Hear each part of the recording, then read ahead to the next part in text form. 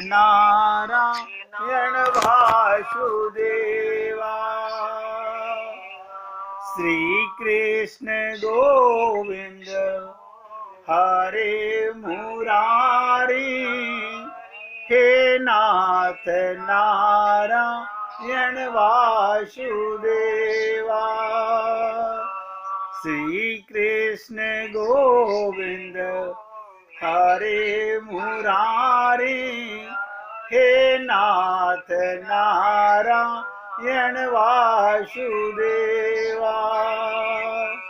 श्री कृष्ण गोविंद हरे मुरारी, हे नाथ नारायण वासुदेवा। श्री कृष्ण गोविंद हरे मुरारी, हे नाथ नारायण वासुदेवा। हे नाथ नारायण वासुदेवा। हे पुण्यात्माओं, गंगा सागर का मतलब अपने को मिटाने के लिए गंगा भी सागर में समाना चाहती है, और सागर परमात्मा है।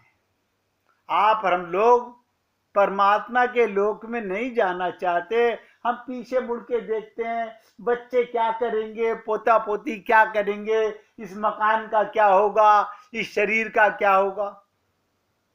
देखो कैसी कमाल की चीज है। यानी सोना पाने के लिए लोहा नहीं छोड़ना चाहते। अमृत रस मिलने का ये मौका मिला हम सबको। मैं कई बार जब आप लोगों से निवेदन करता हूं, 1-1.25 घंटा आपकी सेवा करने के बाद कि कोई भक्त भजन सुनाइए, तो हम सब आलकस में, पता, एक तो होता है खुश होकर के तैयार होना कि मैं भी सुनाऊं मैं भी सुनाऊं, और एक सब आज मूड नहीं है। कमाल है, आज मूड नहीं है। यानी भगवान को याद करने के लिए, 2 शब्द अपने हृदय से गाने के लिए मूड नहीं है, माहौल नहीं है। ताजा ताजा बात बता रहा हूं। रोज मैं देखता रहता हूं कि कौन भक्त अपने आप को लुटाना चाहता है, कौन अपने आप को मिटाना चाहता है। गोपी सब बनना चाहते हैं, लेकिन ये शरीर का अहंकार, माया का अहंकार, बुद्धि का अहंकार। एक व्यक्ति ने तो कहा, हमारे घर में कुछ मेहमान आ गए थे इसलिए हमने भजन नहीं सुनाया। तो हम कोई गाली सुना रहे थे क्या कि गाली सुनाओ भगवान को? भजन सुनवा रहे थे। अगर कोई घर में आ गया था तो उसका भी सम्मान होता, उसे भी खुशी होती, लेकिन नहीं।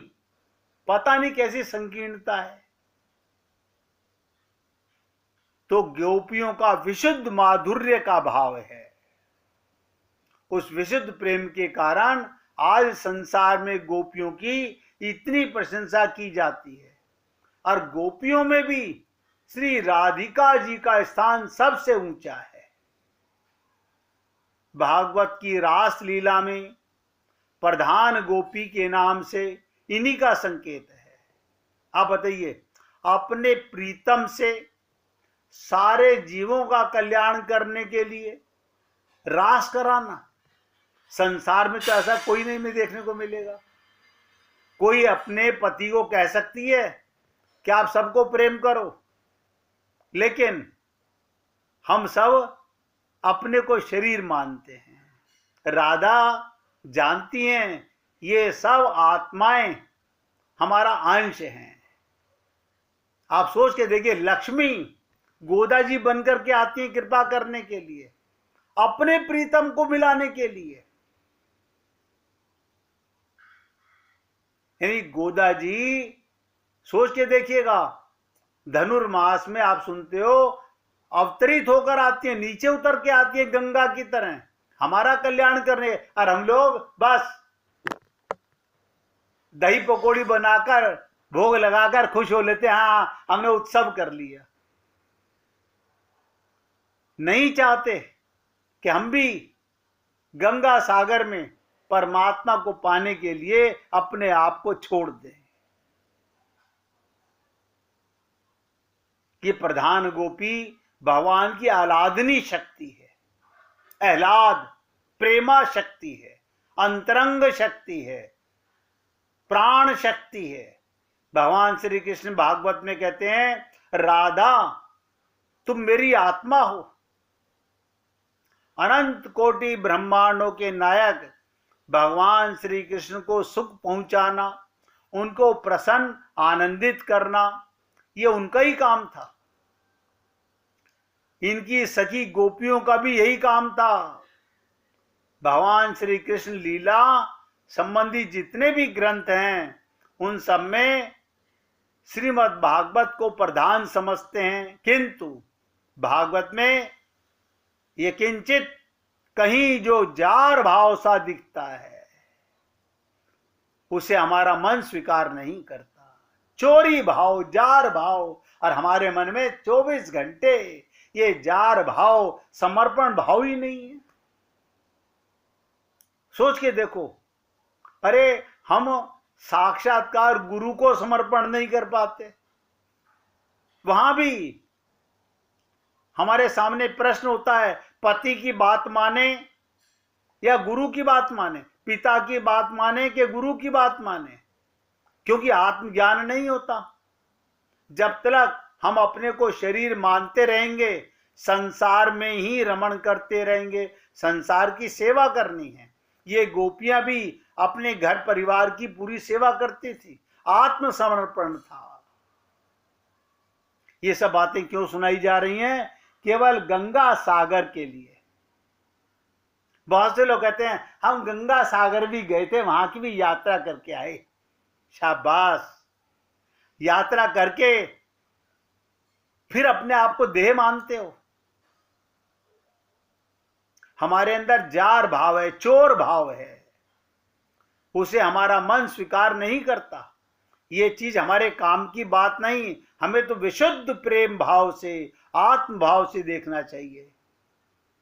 ध्यान से सुनो, पति पत्नी का प्रेम तो काम भाव को लेकर हो सकता है, किंतु भगवान का गोपियों के साथ काम भाव को लेकर प्रेम था क्या, ये हम स्वयं स्वप्न में भी स्वीकार नहीं कर सकते। भगवान श्री कृष्ण का रुक्मणी के साथ जो प्रेम है, जिससे कि संतानोत्पत्ति होती है, ये उनका ऐश्वर्य युक्त प्रेम है। जिस प्रेम में काम भाव हो, भगवान प्रेम और आनंद के पुंज हैं, उनका प्रेम पूर्ण विशुद्ध था। भगवान की जितनी भी क्रियाएं होती हैं, केवल गोपियों को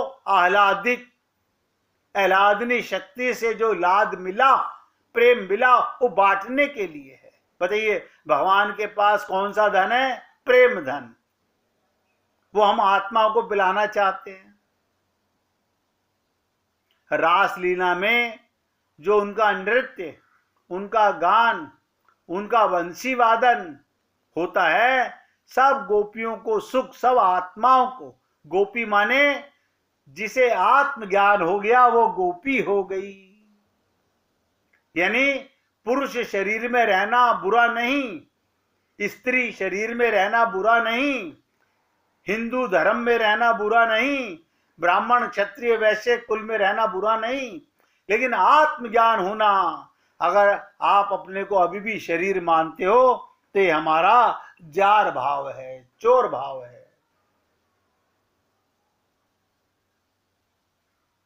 तो भगवान गोपियों को सुख पहुंचाने के लिए, कौन सा सुख? आत्मा का और परमात्मा का मिलन, मिटने का सुख। ध्यान दीजिएगा, उनका प्रेम बढ़ाने के लिए ही होता है। इस प्रकार गोपियों की जितनी क्रियाएं होती हैं, केवल भगवान को आह्लादित करने के लिए होती हैं। गोपियां भगवान को प्रेम देती हैं और भगवान गोपियों को प्रेम देते हैं। मैं उम्मीद करता हूं मैंने छोटे से शब्दों में आपको समर्पण का भाव, ये तीसरा प्रकरण कल मैंने चर्चा इसलिए नहीं की थी कि इस पे बहुत कुछ बोलने का मन था, हृदय का भाव था, परमात्मा की और संत महात्माओं की कृपा थी, और आप सब अधिकारी हैं। मैं फिर आपसे निवेदन करूंगा, मेरे पास एक शब्द नहीं होता, बुरा मत मानिएगा, मेरे पास एक शब्द भी नहीं आता, वो आता है और आगे चला जाता है। देवनहार कोई और है, तासे नीचे नैन। मैं तो अपने आप को सेवक मानता हूं आप लोगों का। तो तीसरा तीर्थ गंगा सागर समर्पण का तत्व है। गीता में, भागवत में, रामायण में, सब जगह समर्पण समर्पण समर्पण। और ध्यान दीजिएगा, बुद्धम शरणम गच्छामि, अरिहंत शरणम, मतलब कहने का हर धर्म समर्पण की बात सिखा रहा है। हम समर्पण नहीं जानते। क्यों? हम अपने को तन मानते हैं, शरीर मानते हैं। अब बताइए, वो गंगा ने पृथ्वी पर आकर के गंगा सागर में समर्पण करके दिखा दिया कि जीवन का असली मकसद भगवत प्राप्ति है, उसमें समा जाना है, अपने लोक चले जाना है। लेकिन हम लोग ना ना बाबा, ऐसी कुबुद्धि हो गई। और इसका अभिप्राय क्या समर्पण का? सुलभता और समन्वय के पश्चात, जैसे गंगा अपने आप को समुद्र में विलीन करके नाम और रूप को खोकर, बताइए गंगा सागर में जाकर के गंगा रहती है क्या? ना ना।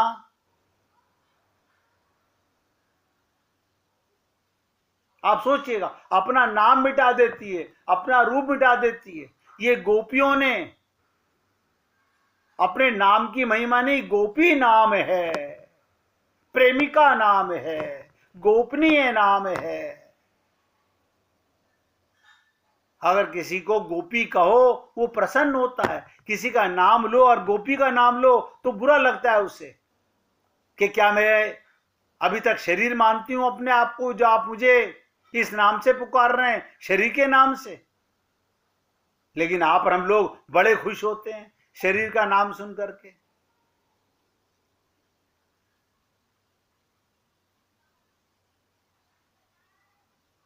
जैसे गंगा अपने आप को समुद्र में विलीन करके नाम और रूप को खोकर अपने व्यक्तित्व से पृथक हो जाती है, ठीक उसी प्रकार हे पुण्य आत्माओं, अपनी कीर्ति के द्वारा, अपनी संपत्ति के द्वारा, नोट करो, अपनी कीर्ति के द्वारा, अपनी संपत्ति के द्वारा, अपने शब्दों के द्वारा लोगों के लिए सुलभ बनकर, वो संत महात्मा किस काम का जो सबके लिए सुलभ ना हो?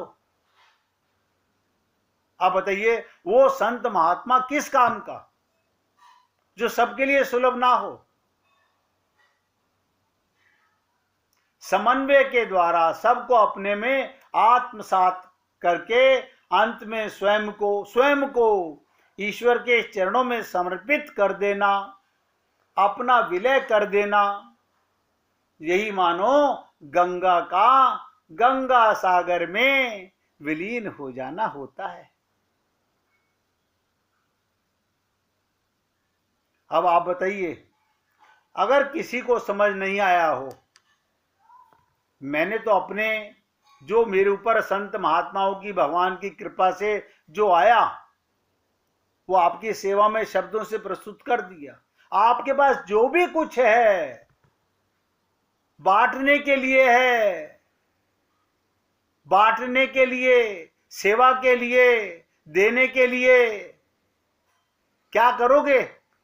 ले जा सकते नहीं, खा सकते नहीं, लेकिन ये जार भाव, ये चोर भाव नहीं, यही संकीर्ण भाव आपको संसार में लाके पटक देगा। उम्मीद करता हूं कि सबने ध्यान से सुना होगा इसलिए निवेदन भी करता हूं, किसी के मन में कोई भी भाव हो पूछिए। शरणागति अभी भी समझ नहीं आ रही हो तो पूछिए, समर्पण अभी भी समझ नहीं आ रहा हो तो पूछिए। अब ये कहना कि हम समर्पण कैसे करें, ये तो कोई बात नहीं हुई।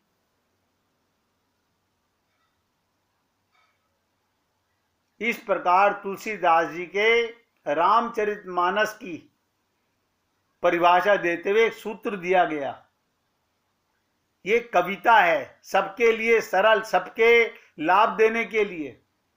वही संपत्ति और वही कीर्ति है। अब बताइए, तुलसीदास जी आपके घर में कौन सा धन दे रहे हैं, कौन सा ऐश्वर्य दे रहे हैं? वो अपने शब्दों से आपको परम प्रीतम के साथ एकाकार करना चाहते हैं, जो सबका हित करती है। लेकिन एक अन्य पंक्ति में उन्होंने दूसरी बात कह दी। जब वे रामचरितमानस लिखने लगे तो किसी ने पूछा तुलसीदास जी से, क्या इतना परिश्रम क्यों कर रहे हो आप? बहुत से लोग संत महात्माओं से भी पूछते हैं, आप इतना परिश्रम क्यों करते हो? आप सोचिएगा, अरे बाबा, प्रेम बांटने की चीज है, जितना बांटोगे उतना बढ़ेगा। संकीर्ण बुद्धि मत करो। तो कहा गया, स्वांता सुखाए तुलसी रघुनाथ गाथा, भाषा निबंध मति मंजुल मात नेत्री। ये तो अपने अंतःकरण को सुख देने के लिए राम कथा का वर्णन किया जा रहा है, अपने अंतःकरण को। अब बहुत ध्यान से सुनिएगा, तुलसीदास जी ने कहा, ये जो मैं चर्चा कर रहा हूं, शब्दों के साथ लिख रहा हूं कविता को, अपने अंतःकरण को सुख देने के लिए। बड़ी विचित्र बात है। हम तो समझ रहे थे सबको सुख देने के लिए। अरे बाबा, अंतःकरण में कौन है? श्री राम बैठे हुए हैं। आपके और हमारे अंतःकरण में कौन बैठा हुआ है? हमारा परिवार बैठा है। देखो कैसी विचित्र चीज है। अंतःकरण तो हमारा भी है, मन बुद्धि चित्त तो आपके पास भी है, हमारे पास भी, सबके पास है। तुलसीदास जी अपने अंतःकरण को अब शब्दों से समझोगे तो भाव नहीं पकड़ पाओगे। अपने अंतःकरण को सुख देने के लिए। अब कोई कहे बड़े कंजूस हो, अपने को सुख देने के लिए। अरे अंतःकरण में है कौन? वही सिया राम, जो सिया राम में सब जग जानी, सारे संसार में कण कण में व्याप्त है। बड़ा भ्रम होगा लोगों को पढ़ करके कि गोस्वामी जी रचना अपने सुख के लिए या सबके हित के लिए। अब आप सोचिएगा, अगर आपसे पूछा जाए स्वांता सुखाए, अपने अंतःकरण को सुख देने के लिए, लेकिन हम भाव कैसे समझेंगे? क्योंकि हमारे अंतःकरण में अपना परिवार है, मनोमयी संसार है। हम उसे सुख देने के लिए सुबह से प्लानिंग करते रहते हैं।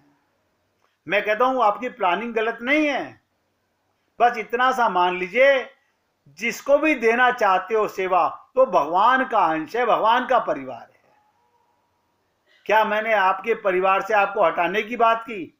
मैंने तो आपके परिवार को भगवान का परिवार का और महान बना दिया। लेकिन हम हैं, आदत बना ली है मनोमयी संसार में भटकते रहने की। तो अगर इन शब्दों को कोई पढ़ेगा तो भ्रम पैदा होता है कि तुलसीदास जी की रचना अपने सुख के लिए या सबके हित के लिए।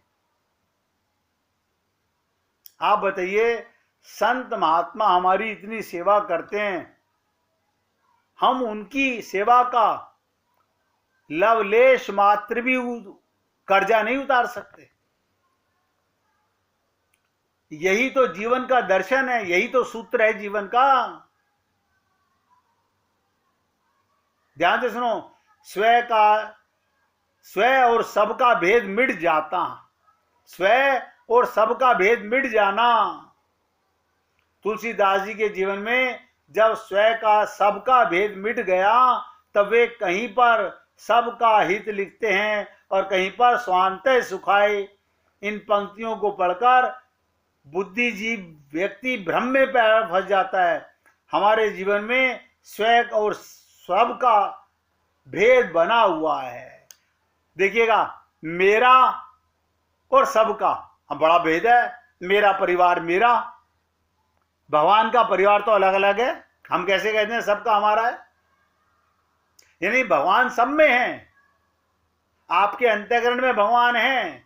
गुरु आपको प्रेरणा दे रहा है कि सागर की तरह समर्पण करो, सबकी सेवा करो। हम नहीं मानते गुरुजी आपकी बात गलत, हम तो वही करेंगे जो हमारा मन बुद्धि कहेगा।